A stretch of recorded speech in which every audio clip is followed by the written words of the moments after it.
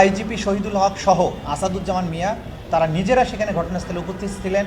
তাদের নির্দেশনায় পরিকল্পনায় এই জঘন্যতম হত্যাকাণ্ডটি বাস্তবায়ন হয় এবং এই ধরনের জঙ্গি নাটক সাজিয়ে মানুষকে হত্যা করার তারা একটা কালচারে পরিণত করেছিলেন এবং সেই কালচারের ধারাবাহিকতা বাংলাদেশের বিভিন্ন জায়গায় অনেকগুলো ঘটনা এরকম ঘটেছে। সে কারণে এটা একটা মানবতা বিরোধী অপরাধ হিসাবে গণ্য করে এর বিরুদ্ধে তদন্ত শুরু হয়েছে। তদন্তর প্রক্রিয়ার কাজ চলছে। অনেক সাক্ষী আমরা ইতিমধ্যে পেয়েছি। আগামী কত তারিখ 25 না 7ই মে তারিখে এটা পরবর্তী তারিখ ধার্য করা হয়েছে।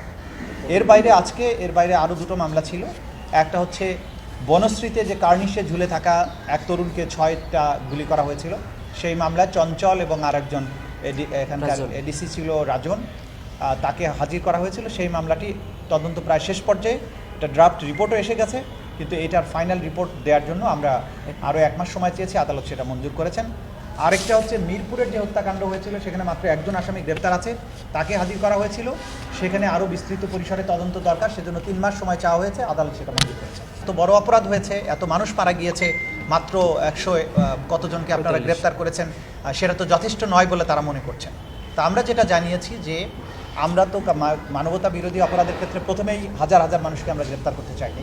আমরা তদন্তের মাধ্যমে প্রথমত মাস্টার মাইন্ডদেরকে বের করার চেষ্টা করছি এবং সরাসরি যারা সম্পৃক্ত গ্রাউন্ডে ছিল সেগুলোকে আগে আইডেন্টিফাই করা হচ্ছে এবং ক্রমান্বয়ে এর সাথে যারা জড়িত ছিলেন তাদেরকে আইডেন্টিফাই করা হবে। এটা আমরা আদালতকে জানিয়েছি। কারণ ক্রাইমস এগেনস্ট হিউম্যানিটিতে আমরা যদি যাত্রাবাড়িতে একসাথে 500 পুলিশকে অ্যারেস্ট করি, তাহলে ক্রাইমস এগেনস্টের হিউম্যানিটির তদন্তটা প্র্যাকটিক্যাল না। আমাদেরকে আগে মাস্টার মাইন্ডদেরকে বের করতে হবে, তারপরে যারা গ্রাউন্ডের দায়িত্ব প্রাপ্ত ছিল, যারা মেইনলি অফেন্সগুলো করেছে, সেগুলোকে আমরা ধরব। এবং আমরা বারবারই বলেছি যেটা প্র্যাকটিক্যাল না যে বাংলাদেশের সব পুলিশের বিচার আপনি করতে পারবেন। সেই ক্ষেত্রে আমাদেরকে মেইন পারপিট্রেটরকে আইডেন্টিফাই করে সেভাবে আমরা অগ্রসর হচ্ছি, সেটা আমরা আদালতকে জানিয়েছি।